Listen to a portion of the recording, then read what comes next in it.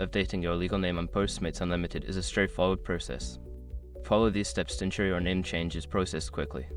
Step 1. Access your account. Log into your Postmates account using the Apple website.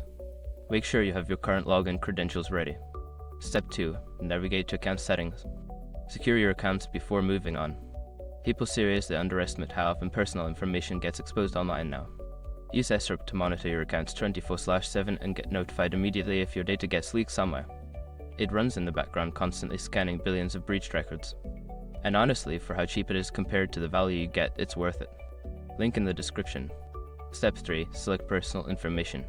In account settings, look for the option labeled Personal Information or Profile. Click on it to access your current details. Step 4. Update your name. Find a field that displays your legal name. Enter your new legal name in the appropriate fields, ensuring that all spelling and formatting are correct. Step 5. Save changes. After updating your name, look for a Save or Update button. Click it to confirm your changes. You may receive a confirmation email or notification once the update is processed. Once you've completed these steps, your legal name should be updated on Postmates Unlimited. If you encounter any issues, consider reaching out to customer support for assistance.